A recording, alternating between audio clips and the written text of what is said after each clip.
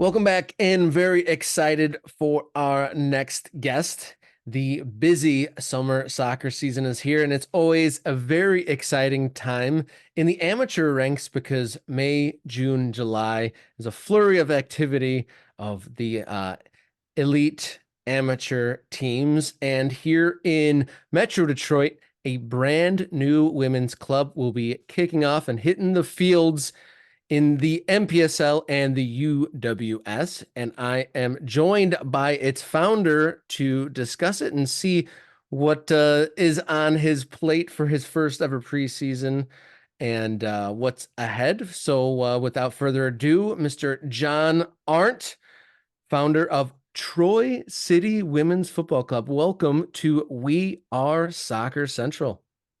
Great to be here. Thank you very much for having me. Appreciate it. So you created this team. It was announced through the winter, and you have your first season of Troy City coming up. So you don't have a lot on your plate right now, do you? Well, it's the the preseason is so hectic. Trying to get everything put together, schedules, coordinating with the other coaches, things like that. You know, Getting everybody in line with trainings as well. Trying to figure out the training for the girls. Whether it's going to be once a week, twice a week, if it's going to be in the mornings, evenings. So, a lot of behind the scenes stuff like that is going on right now. Just getting things organized and just getting ready, in about a month or so, a month and a half to kick off the season. So we're excited. So I guess this leads me to the question, what prompted you to create Troy City?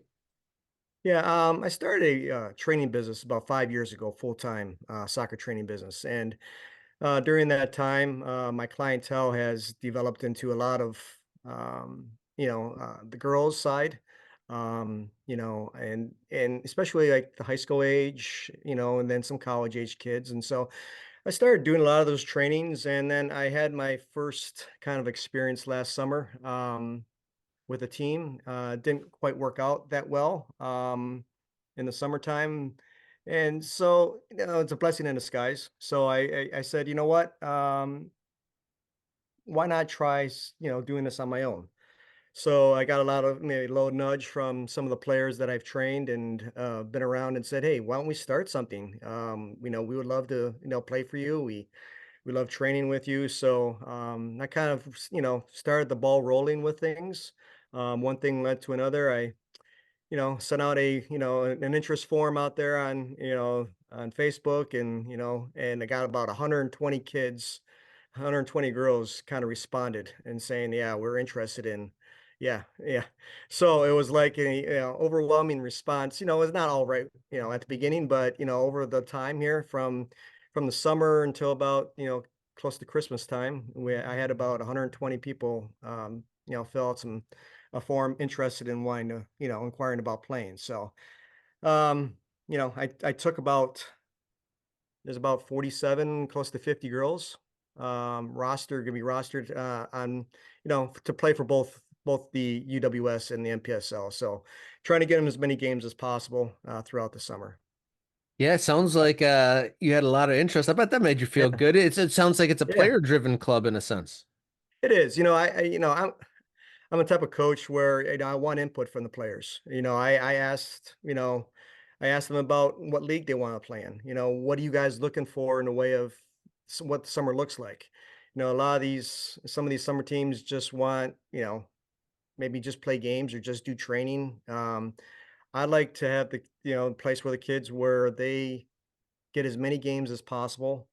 That's what their college coaches want, right? When they come, come back in the fall, they want to be game ready.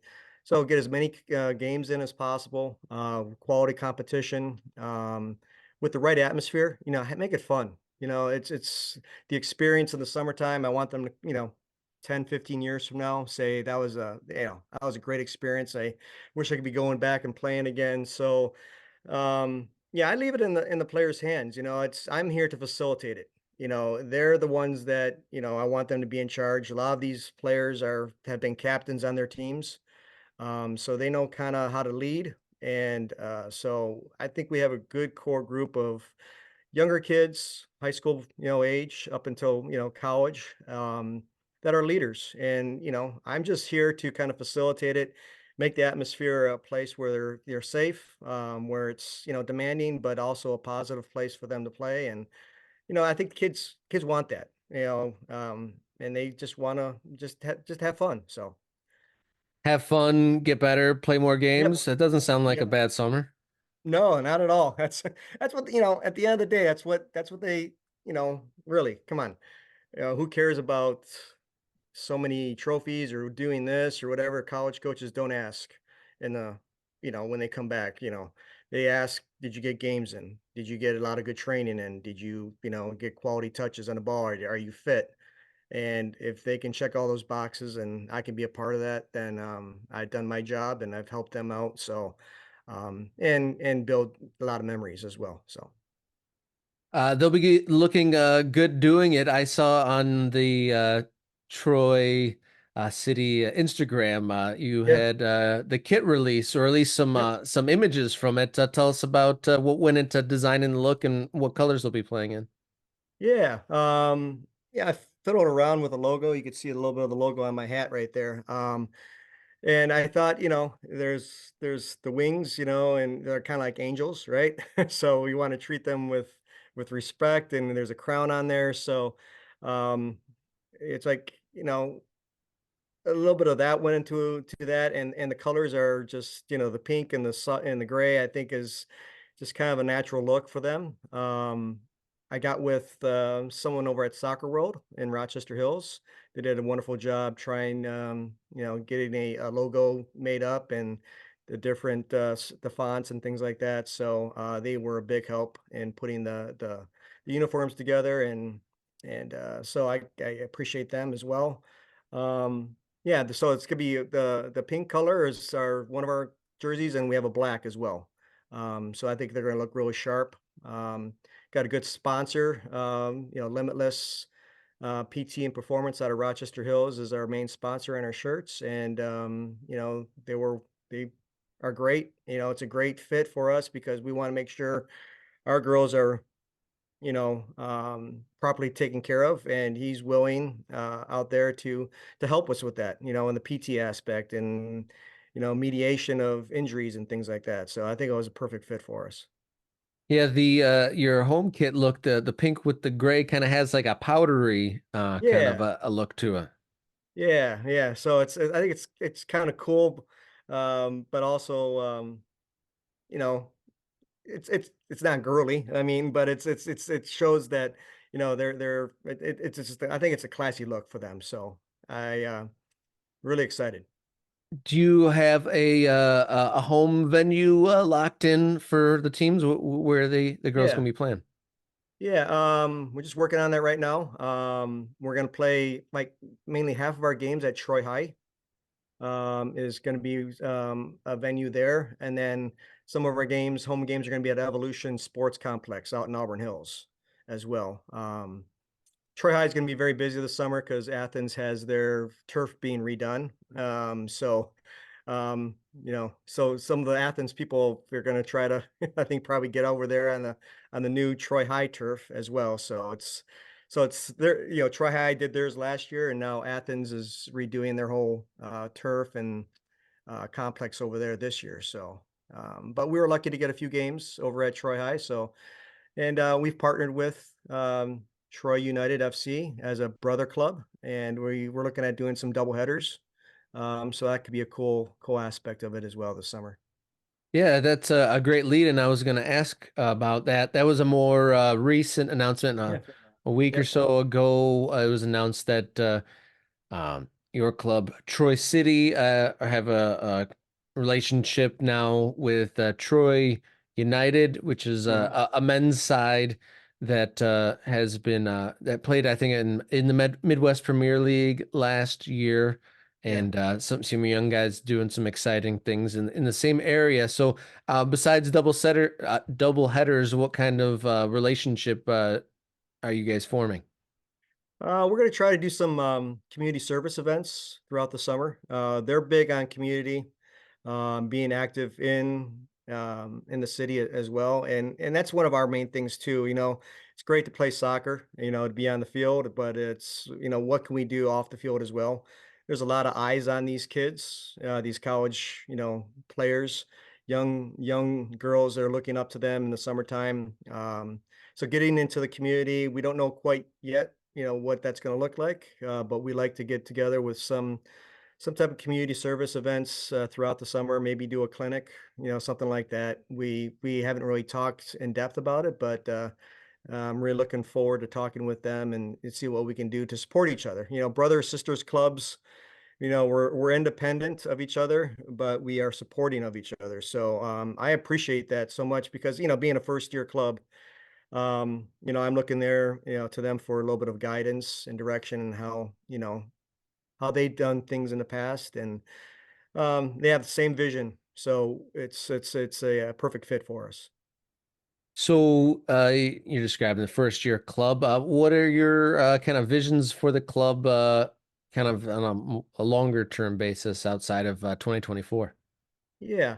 Yeah, obviously I want to grow it. I mean, I got about 20, 15 to 20, I think, high school girls on the team itself, and then the rest are college age. So what I try to do with that is I want the younger ones to be involved as much as possible to make sure that it's sustainable. You can get a whole bunch of college girls and they play 1 or 2 years and then they're done. But trying to, there's some really talented young girls coming through the ranks that if we can get them in the program and see what we're all about, and I can, have them around for many, many, many years, and then just keep the ball rolling from there.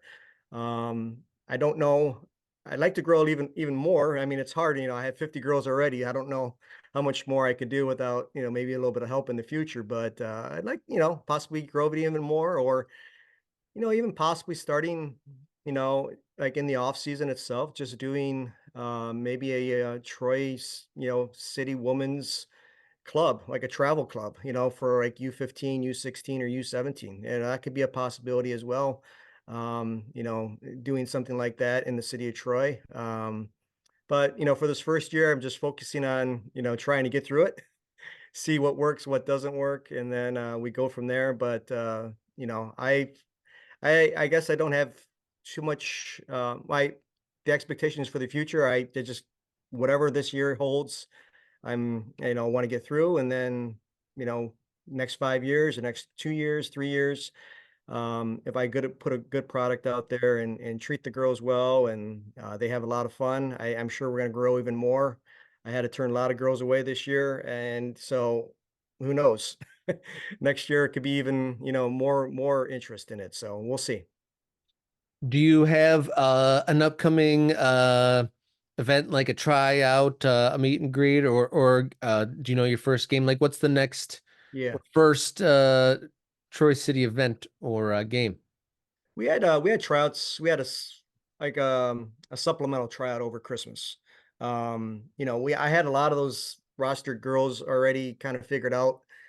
In the fall, late fall, I knew a lot of them. A lot of them through players that I've trained, and so I kind of knew who kind of players they were. And then we had a supplemental tryout over Christmas, and so we gained some more players there. Then we have some players that quite aren't on the roster yet, but I have reserve roles or training spots for them as well. So, with the possibility of getting in games. So, there was a lot of interest in that. There's about ten more girls that want to be a part of just training, with us in the summertime with the possibility of getting in games. Um, but what's coming up next is, our first UWS game is going to be on, I think, May 19th against Cap City, which is going to be at home. I think it's at Evolution Sports Complex, but that's going to be our first game. So we'll have a couple games in May, and then we'll just, June's going to be just jam packed full of, the MPSL games as well as the UWS. So it's going to be a challenge in both leagues, and we're just looking forward to it. Before I let you go, I'll do a change of pace question on you. You Yeah. personally, Mr. John Arndt, it seems like you've been in the game for a number of years. Uh, I like to ask this. through watching it on television or being there in person or doing it yourself, what's your favorite goal?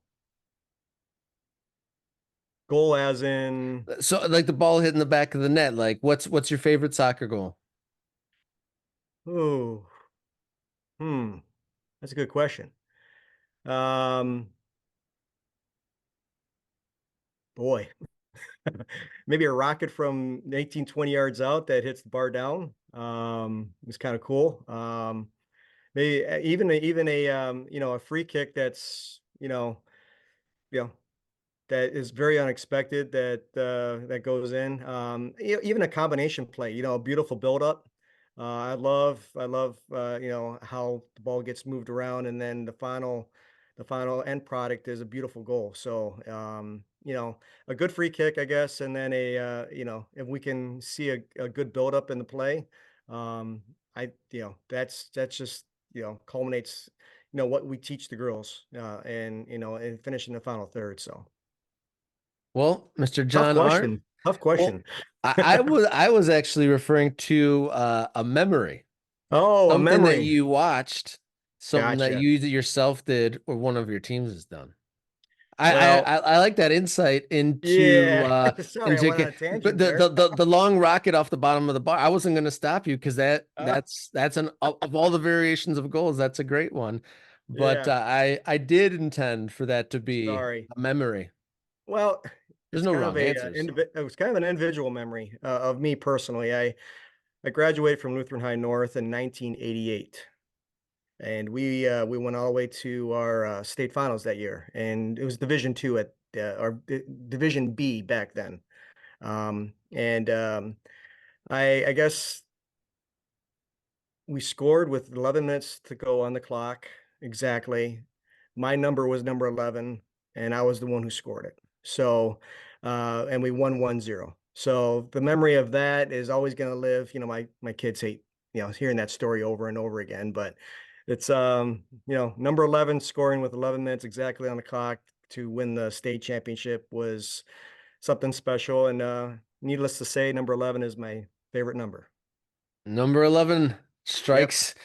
strikes the Number back 11 of the strikes net. again. So thank Yeah. you very much for sharing that memory. That's a good one, Yeah. and I love those sort of serendipitous moments that we find through sports, like the Yeah. number 11 with 11 minutes to go. That's brilliant. Yeah. So, Yeah. Mr. John Art, his Troy City Women's Football Club gets the ball rolling May 19th, and May, June, and July will be a busy month, and I'm sure the months leading up to it will Yep. be too. And thank you for sharing with us, Troy City, and all the best of luck. And we'll have to check in to see how things are going once the season's underway.